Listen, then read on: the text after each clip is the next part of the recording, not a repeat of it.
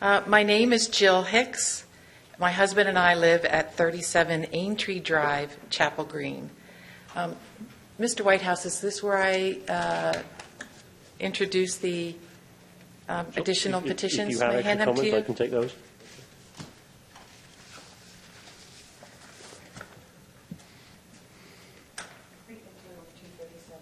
Thank you.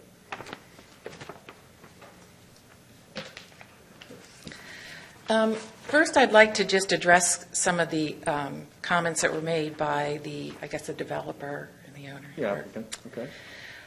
A comment was made that the property values might stay the same or increase in our area. And I would just like to say I don't believe that's true with the house, particularly those houses that are on Aintree that now have this view of the woods.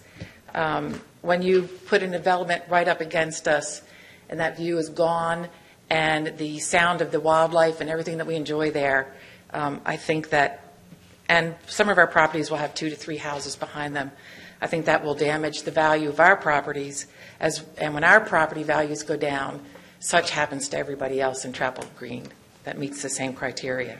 So I'd just like to disagree with that. Also, I have a question again regarding the drains behind the site. This is the first I heard of it. So how do you do that without disturbing the buffer that you're proposing? They proposed a 30-foot buffer between the properties and not touching the forest or the trees that already exist there. So I don't know how you put a drain in to accommodate the runoff without entering that buffered area. And if you do, what does that do to the site plan in regards to the house in the Coral Lakes community and how far it can back up to that buffer and drain?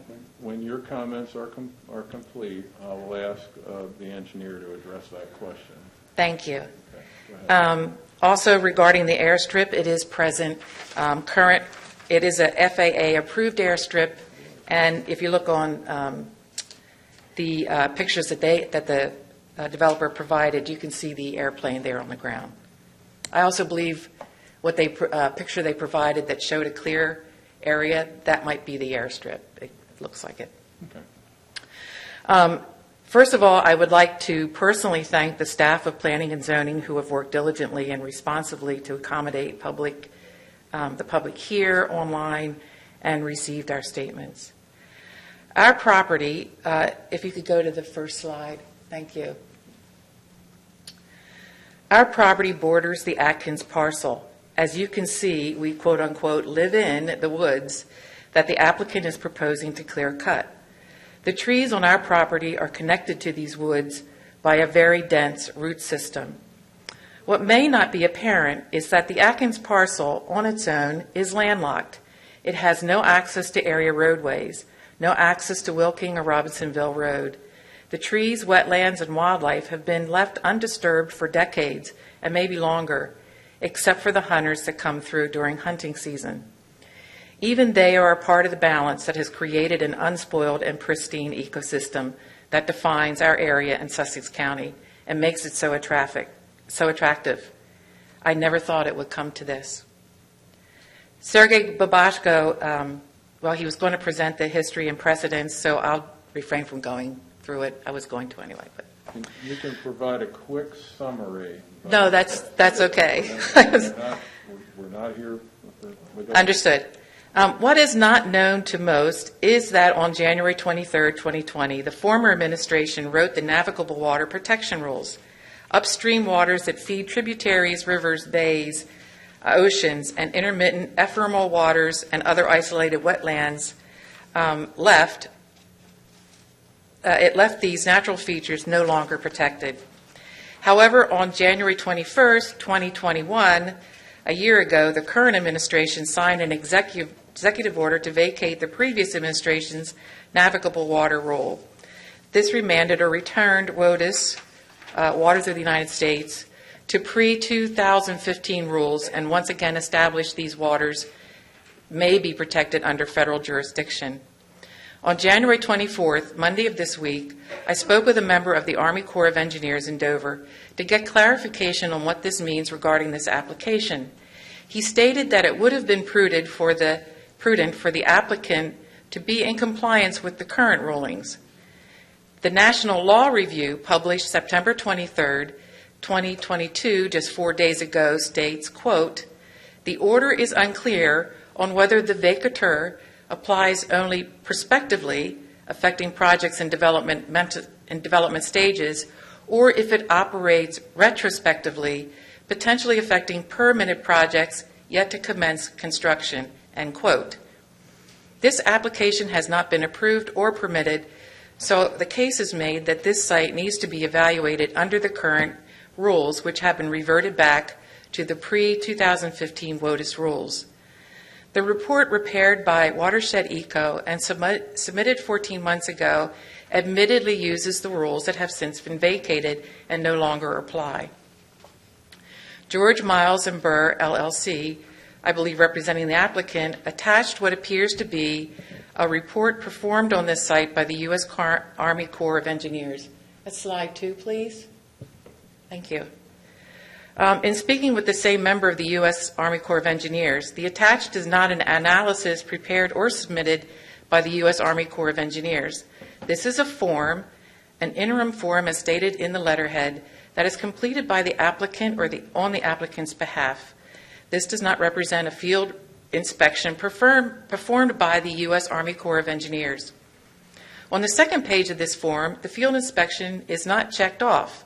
Also, there is no signature from anyone on the Army Corps of Engineers. U.S. Army Corps of Engineers has not and will not enter this site unless directed by the owner. Let me suggest another reason this site application should fall under pre-2015 WOTUS rules. Slide 3, please. Thank you. The National Wetland Inventory provided by the U.S. Fish and Wildlife Service shows that there could be as many as 56.67 acres of wetlands present on this site. The subtitle at the top was paraphrased by the same member of the U.S. Army Corps of Engineers. Regardless of the wetland definition that was changed in 2020, the wet areas are still wet. Those of us familiar with this site know that these wetlands exist. They are filled with water much of the year. How do we know this? In the summer, every night, there is a loud chorus of frogs of many varieties behind our homes, and they are particularly loud in the wetlands marked number 3, which is quite a large area. Right now, this time of year, we hear a large number of geese back there every morning and evening. These are signs of water present in a very healthy ecosystem. The frogs in the wetlands and the snakes and turtles coming through our properties are signs of a healthy, symbiotic ecosystem, because these amphibians are thin-skinned and cannot survive in polluted environments. The geese indicate there must be some depth to the water back there and plenty of food. It is very possible that under the remanded WOTUS rules, these wetlands shown in the National Wetland Inventory could be deemed as jurisdictional, and particularly under the revisions forthcoming by the current administration. Also, studies now show that retention ponds are not as efficient as natural wetlands. The flow can be erratic, and if too fast, less efficient. The temperature of retention pond water is much higher than the temperature of the natural forested wetlands because retention ponds are exposed to the radiation of the sun. Temperatures downstream can be negatively impacted. The Coral Lakes plan proposes to use Sarah Run as an outfall. Sarah Run flows through Chapel Green, crossing under the culvert that runs under Aintree Drive. This is a picture of Sarah Run provided by the applicant as the packet you received. If you would go to the next slide, please. Next slide. Next slide. This. What you need to know is that this picture is not of the culvert managing the flow of Sarah Run under Aintree Drive. This is a neighbor's ditch whose backyard borders Sarah Run, and this culvert in the picture provides for the ditch that runs under his driveway. Here's what Sarah Run and the surrounding area looks like after 1.5 inches of rain on August 9th, 2021. If you would skip another slide, please. That's after 1.5 inches of rain this August. Next slide, please. Oh, next slide, please. Well, what's Sussex County? Doesn't have that. This slide borders Sarah Run.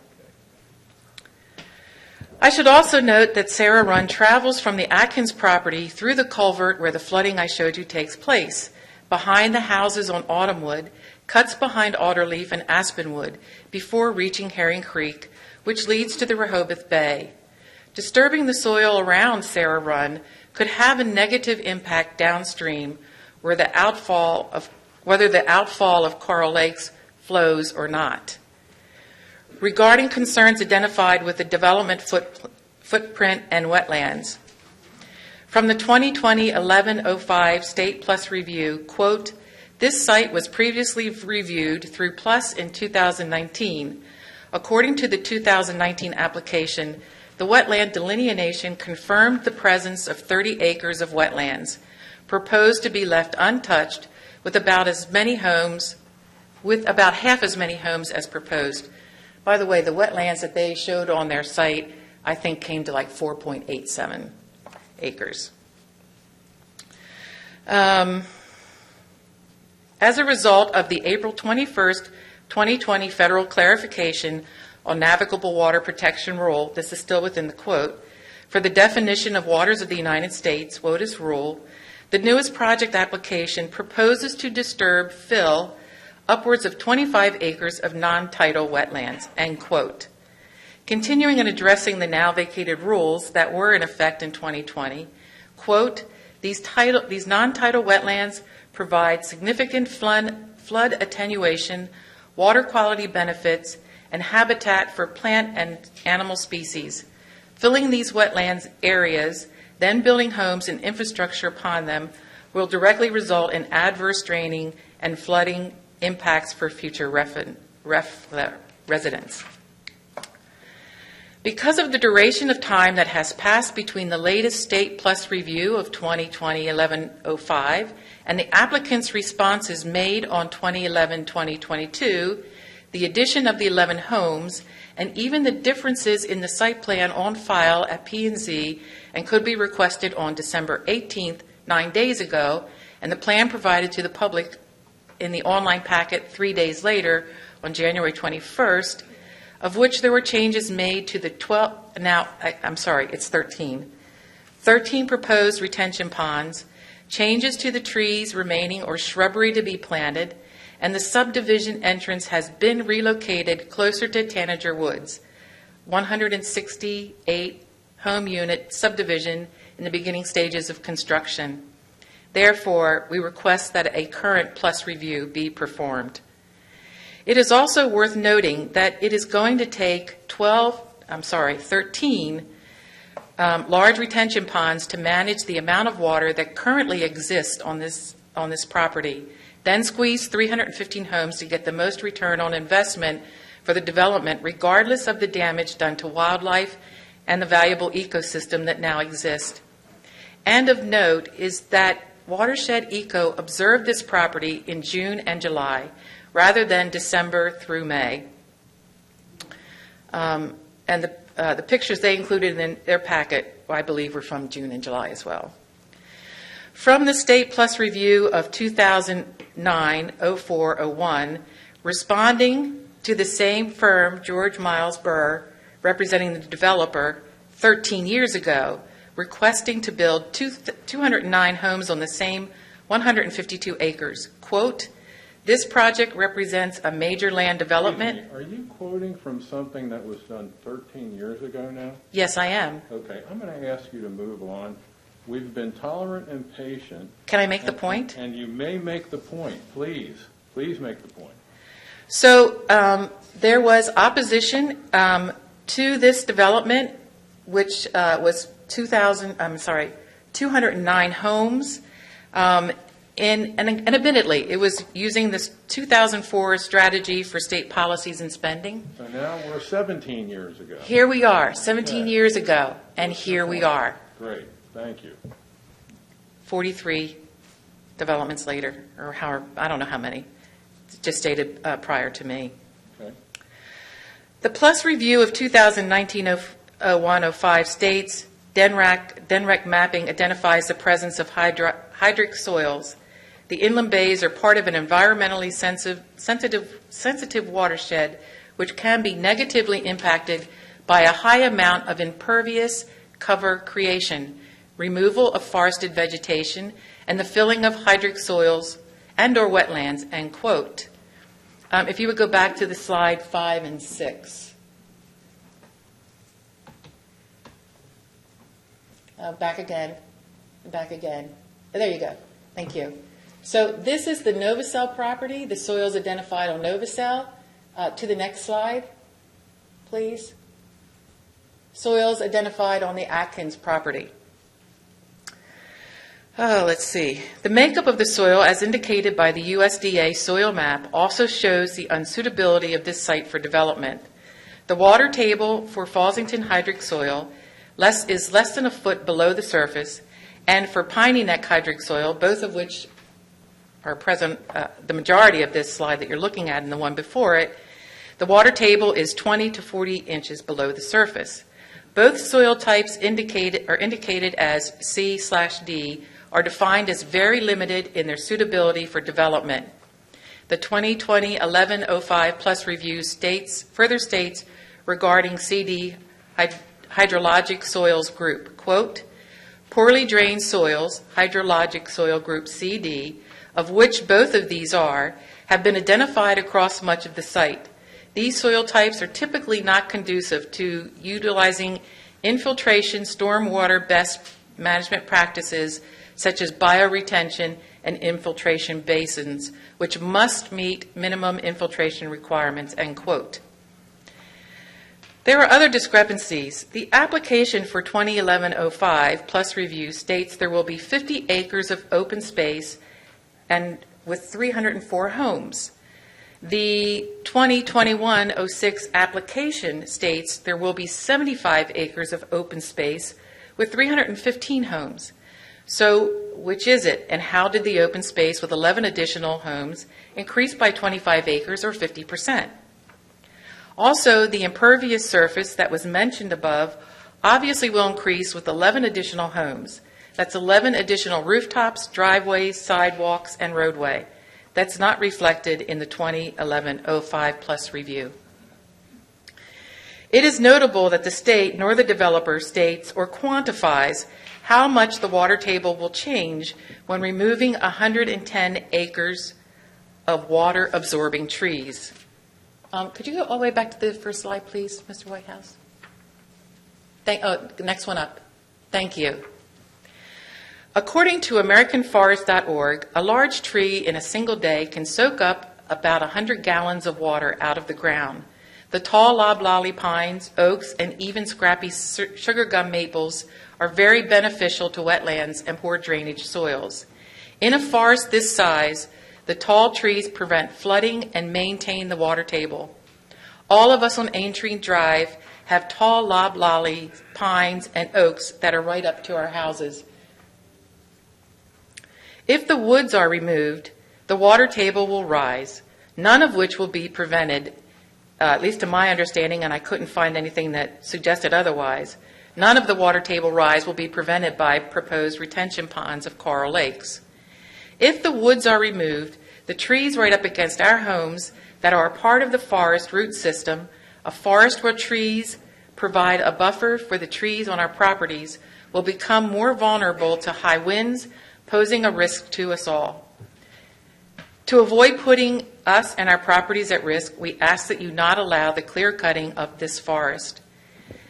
Sadly, I am of the opinion that the applicant is trying to rush this project through in hopes of avoiding the pre-existing 2015 WOTUS rules that are now in effect, the revisions to come, and to preempt the Sussex County buffer ordinances that are under consideration, and future ordinances that will hopefully protect our forest and future wetlands and forested wetlands.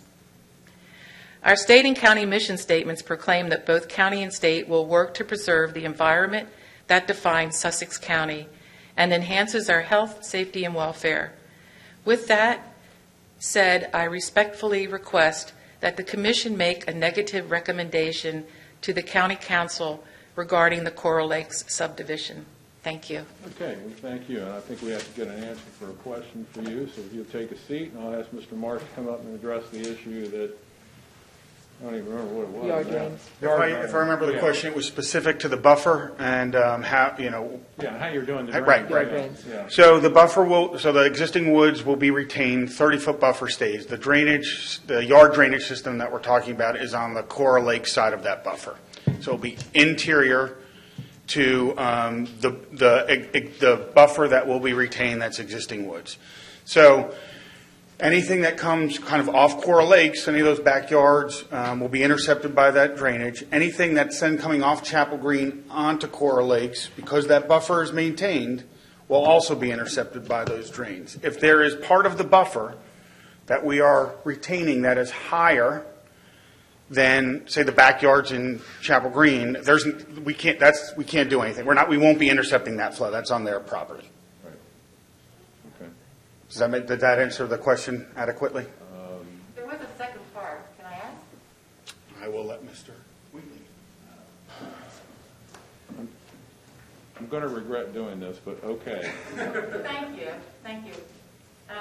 So the second part of the question was, will that drainage that is going to be on the Coral Lake side and not impede upon the 30-foot buffer, how does that affect the setback of the homes that are on the Coral Lake side against that buffer? May I answer that You question? may, yeah. There is actually, beyond the 30-foot buffer, we have another 5 feet in which we will install those yard drains. So it will not affect the homes. The setback Yes. It will be outside the lots in a 5-foot strip between the 30-foot buffer and the rear lot lines. Thank you. All right, who's next?